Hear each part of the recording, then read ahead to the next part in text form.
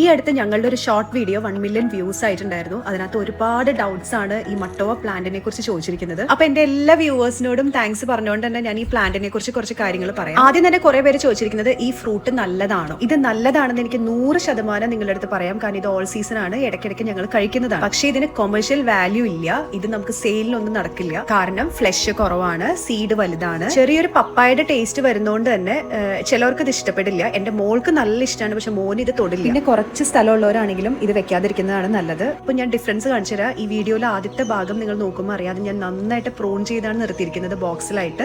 ഇത് പറമ്പിലുള്ള മട്ടോവയാണ്. ഇത് ഞങ്ങൾ പ്രൂണിങ് തുടങ്ങിയിട്ടേ ഉള്ളൂ.